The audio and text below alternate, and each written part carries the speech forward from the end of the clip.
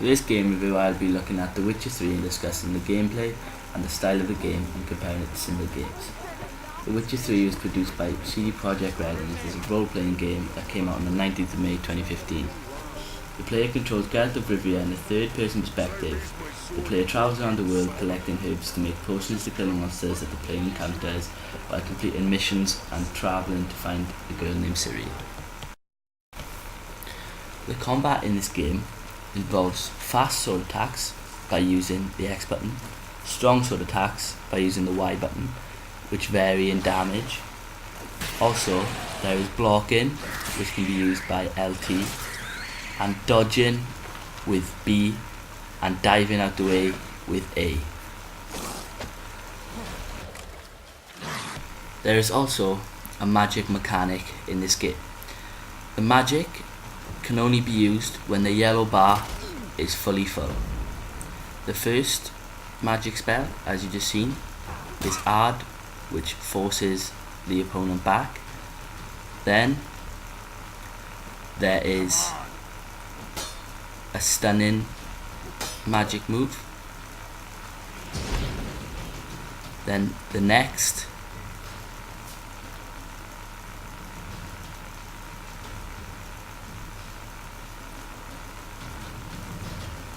this one shoots fire at the enemy, which can cause fire damage to the enemy. Then the next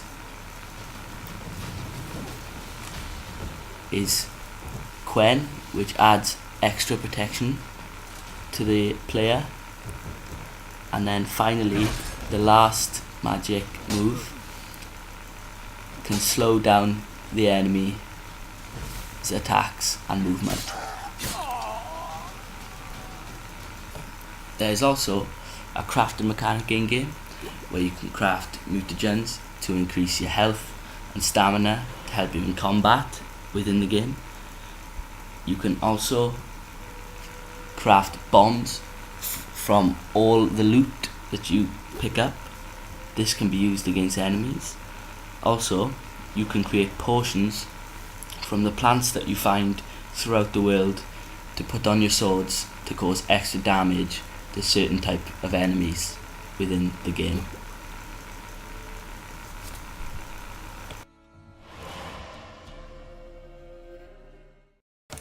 The movement mechanics in this game involve walking, running, and jumping.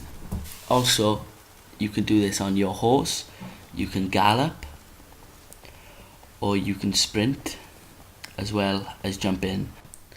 There are many rules within this game which involve health, which you can see from the red bar on the top. There is stamina, which is the yellow bar, and also there is toxicity. There are a few limitations in this game, as stamina can affect magic, and also, if you can see on screen with the toxicity, you can only take a certain amount of potions before your toxicity gets to its maximum level and you cannot take any more. However, there is a potion which can lower the amount of toxicity your player has.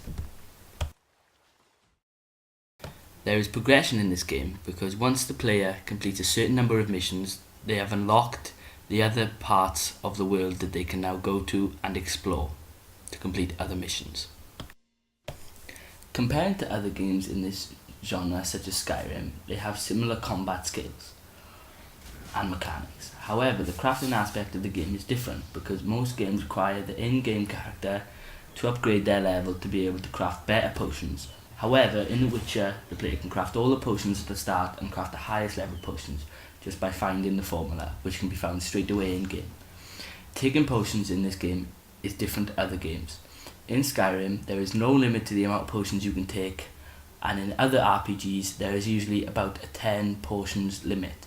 However, in The Witcher, there is a limit to the amount of potions that are taken because there is a toxicity meter and you cannot exceed that. But also working with that, depending on how high the toxicity meter is, it affects the health of the player.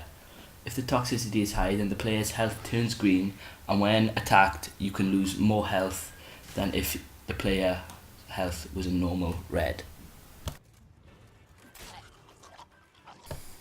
challenges that the player faces is they need to learn what potions and what bombs work on the different enemies.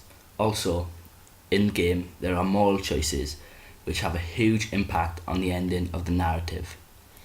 Also, in combat they face reaction timing with blocking and parrying the different attacks.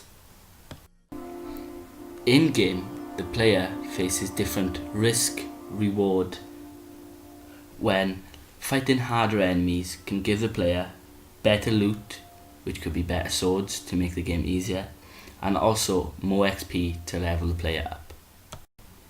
In the game there are certain accomplishments that the player can have, like performing a successful parry attack, which can stun the opponent for an attack. Also, the win and loss conditions are: to win, the enemy's target health must go down before the player's. Also, if the player does lose, they can lose coin or equipment when they die.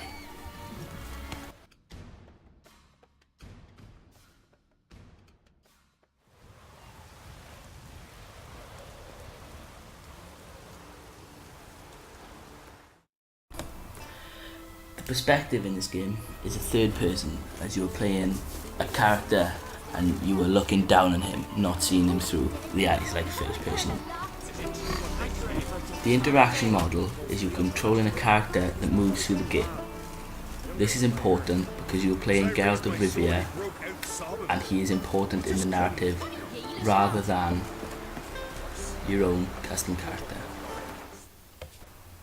The setting in which this game takes place is medieval fantasy.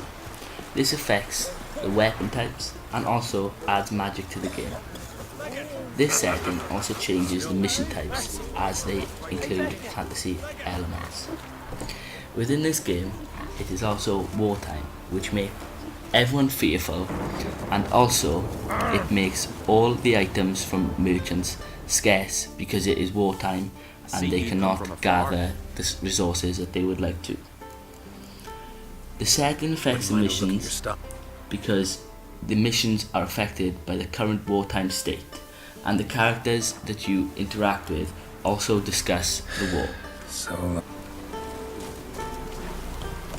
Another game that uses this narrative and setting is Skyrim, which is also medieval and fantasy and uses the same weapons and the same magic. However, within the mission system in Skyrim, the war does not always affect the type of missions. However, within The Witcher, the war state always has a little bit of connection to the missions, whether it be they can't give you as much money because they are in war. Also, the missions may be directly involved with the war. Thank you for watching.